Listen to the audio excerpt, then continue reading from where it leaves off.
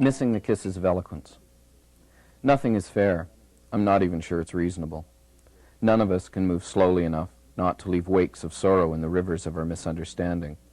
Each of us anxious to share in something we cannot begin to comprehend, share in something we cannot define. There is touch, of course, that late at night wake up and stare at the ceiling emptiness that threatens all sanctity, faith, trust, hope.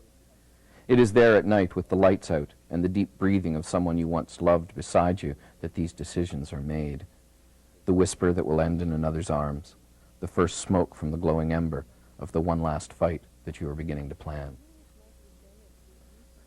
I'm here with Michael Dennis, whose recently published book, Missing the Kisses of Eloquence, is actually his 12th book.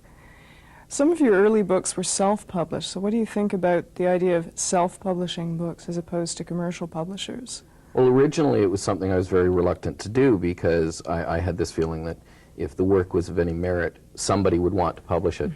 But I was in a community where all of my friends who were writing were publishing their own books, and it was exciting, and it was a way of showing your work to other people.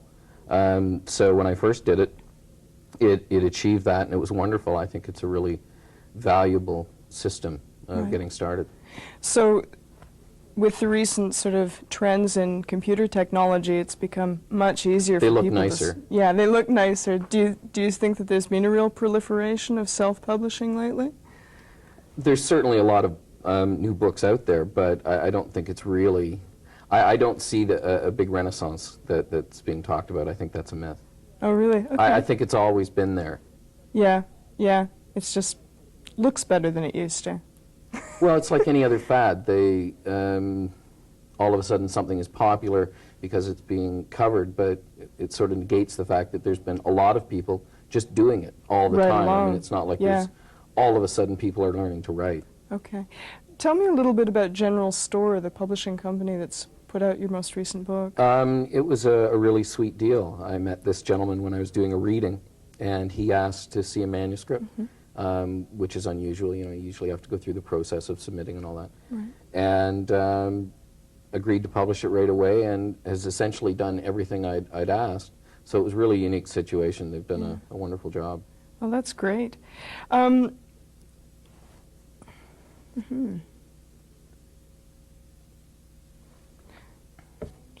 Okay. Missing the Kisses of Eloquence is a very personal, emotional book. A lot of the poetry in it obviously comes from a very personal voice. Does that make you feel exposed? Well, not really, because the personal voice, of course, is my own, and excuse me, the personal voice is my own, and some of the work is very autobiographical. But it's poetry. It's removed. You know, it's not my life. It's poetry. It's an account that's been added to. Things have been taken away. It's been worked over to become a form as opposed to factual. So the fact that it's been put into language in the way that it has been acts sort of as a buffer? I feel completely removed from it in that sense. I mean, it's my poetry, but I don't feel it's about my life. I think the poetry is about things that happen to all of us, and in that I feel very distant from it. I see. Frequently other people are in the poems, members of your family or exes. Have any of those people responded? I try to. I mean, I think I'm quite benevolent when I mention people, and when I'm not, I mean, that just happens, and you have to be responsible, or you have to accept the fact that you're going to upset some people. Right. And they should know better than to hang out with a writer, right? No, I just, you know, think it happens. I don't think there's any forethought in terms of behavior. Right. How do you think a general audience would relate to the work? Do you think that because it's sort of yourself as every man, that they will find something that speaks to themselves personally in the work? Boy, excuse me. I think that the work is very accessible. When you read it, you see that it's immediately understood. The language is very immediate.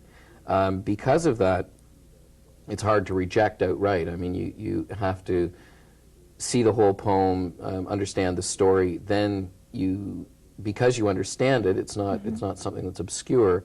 Then you have to think about what that means, and you have to deal with what that means, understanding what's being talked about. Why is this being talked about? Family violence, those sorts of things. You know, why is this person choosing to write about this? And because it is accessible, I think people are forced to think about some of these things. Right.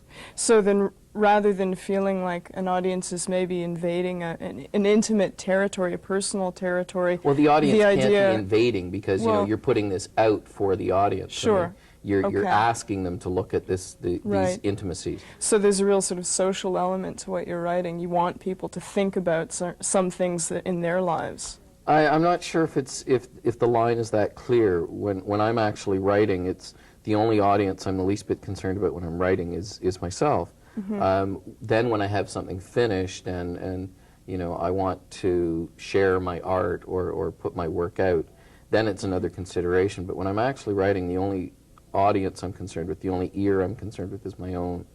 You know, that it's very clear. So that answers the question, who are you writing for? You are writing for yourself.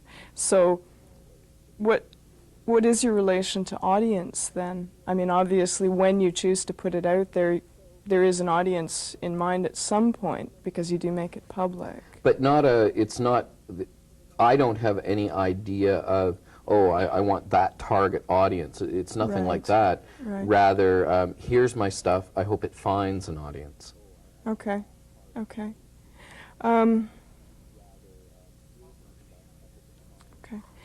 Would you like to read some of the work from your new book? Sure, I'd love to. Okay, great.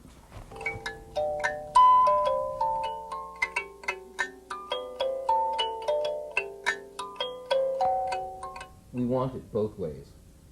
It's with the passion. But sometimes I want sex to feel like an emergency, like a heart attack, like a thunderstorm, like the first crashing snow of winter. I want sex to silence the voices, to make me happy, drunk, alive. I want sex to feel like an emergency, like a freight train with no brakeman, like a jet screaming through all barriers of sound. I want it on a bridge late at night in the back seat of my father's car, in the shower standing up, her legs around my waist like a belt made of wishes. In a field beside a barn with the blackbirds whistling and the hornets buzzing in applause. In the bathroom of my parents' house while they drink beer and play cards with friends in the kitchen. In my dreams, in my sleep, for now, for all time, forever. This is what I think sex should mean. Imagine two people in total darkness. It is night and the power is off.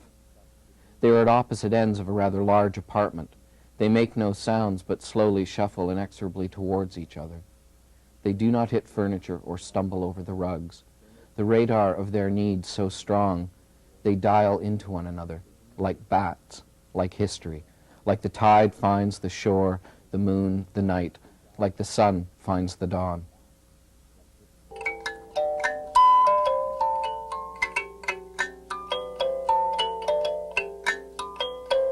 Summer windows.